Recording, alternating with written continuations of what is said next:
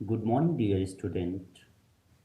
I hope you are well and healthy at home. Dear student, today we will discussing about an important topic related to class 11. It is most important heading. So let's start. Valency bond theory. Valency bond theory, which are shortly called VBT.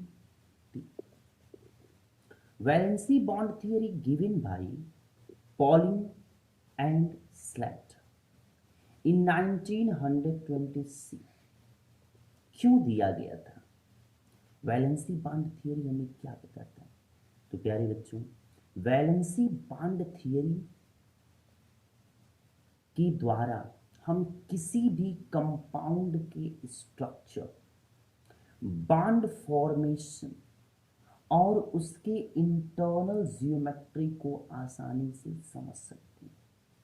Means after failure of Lewis after failure of Lewis dot structure after failure of Lewis dot structure in 1927, Pauling and Slater named chemist stabilized another important theory called valency bond theory. Valency bond theory given to explain structure of an compound, bond formation in a compound, hybridization in a compound, internal geometry of an atom in a compound. मतलब बच्चों, किसी compound में basic atoms molecules किस प्रकार से जुड़े होते हैं, किस प्रकार से बॉन्ड फॉर्मेशन करते हैं, वह बताने के लिए वैलेंसी बॉन्ड थियरी को दिया गया. Okay, see some important topics of valency bond theory. बच्चों, अगर आपने ध्यान से सुना तो आप कभी इसको भूल नहीं सकते. Number, according to valency bond theory, the outer most shell electron of an atom which take part in chemical reaction or in bond formation is called valency cell electron. Called valency electron, and cell is called valency cell. See here student, suppose that according to first postulate कोई atom है, तो उस atom के nucleus के चारों तरफ बहुत सारे सेल्स होते हैं, लेकिन यह सभी सेल बॉन्ड फॉर्मेशन में, हाइब्रिडाइजेशन में या केमिकल रिएक्शन में भाग नहीं लेते, बल्कि आउटर मोस्ट सेल, जो ये आउटर मोस्ट सेल है, यही जो है केमिकल रिएक्शन और बॉन्ड फॉर्मेशन में भाग लेता है. तो इस सेल को क्या कहते हैं बच्चों? वैलेंसी सेल कहते हैं, वैलेंसी सेल. और जो इसमें इलेक्ट्रॉन है उसको क्या कहेंगे बच्चों? वैलेंसी इलेक्ट्रॉन कहते हैं. यानी कि वीबीटी की फर्स्ट पास्टुलेट के अनुसार the outer most shell electron of an atom is called valency electron and cell is called valency cell. Why? Because it take part in a bond formation, hybridization. Okay, पहला तो समझ में आ गया बच्चों. Second देखिए, according to valency bond theory, electron of opposite spin and similar energy level at one angle or one plane bind together and make bond formation.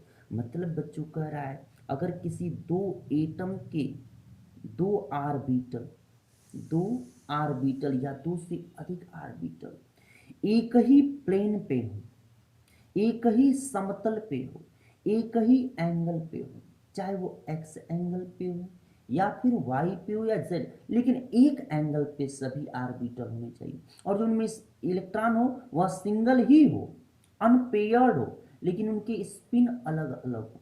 Different, एक plus half हो तो दूसरा माइनस हाफ हो, एक minus half हो तो दूसरा plus half हो, और दोनों की एनर्जी लेवल बिल्कुल समान हो। देखिए यह भी 1s है, यह भी 1s है, और इलेक्ट्रॉन अपोजिट स्पिन है, तो यह क्या करेंगे, आपस में जुड़ जाते हैं, आपस में बाइंड हो जाते हैं और एक नया आर्बिटल बनाते हैं, जिसकी एनर्जी लेवल क्या होगी बच्चों, बहुत हाई होती है।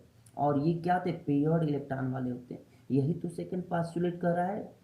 एक electron of opposite spin and similar energy level at one angle or one plane bind together and make bond formation. ठीक है बच्चों।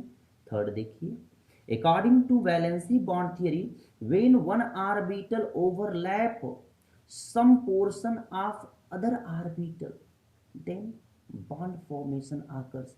मतलब दो ऑर्बिटलों के मध्य, दो इलेक्ट्रॉनों के मध्य बॉन्ड कब बनता है, कहा गया।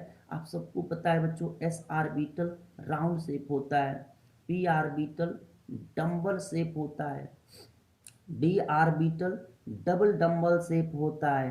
कैसे बच्चों, ऐसे डबल डंबल शेप होता है। कहा गया है कि दो ऑर्बिटलों के मध्य बॉन्ड फॉर्मेशन कब होगा, जब वह एक ऑर्बिटल, जैसे एक यस ऑर्बिटल है, दूसरे यस ऑर्बिटल के कुछ हिस्से को ढक लेगा तो बॉन्ड फॉर्मेशन होगा। या अगर पी ऑर्बिटल है, दूसरे पी ऑर्बिटल के कुछ हिस्से को ढक ले, तब बॉन्ड फॉर्मेशन होगा। या फिर एक यस ऑर्बिटल है, दूसरे पी ऑर्बिटल के कुछ हिस्से को ढक ले, तब बॉन्ड फॉर्मेशन होगा। मतलब बच्चों दो ऑर्बिटलों के मध्य बॉन्ड तभी बनेगा, हाइब्रिडाइजेशन तभी होगा, जब दोनों ऑर्बिटल आपस में कुछ हिस्से को ढक ले, कवर कर ले।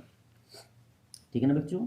चौथा यह बता रहा है कि when overlapping is more between two orbital then bond is strong, and when overlapping is less then bond is weak. मतलब कहा जा रहा है बच्चों, अगर जो है ऑर्बिटलों के मध्य की जो ओवरलैपिंग है या बहुत ज़्यादा होगी तो जो बांड बनेगा वो बहुत मजबूत होगा, जिसे सिग्मा बांड करेंगे।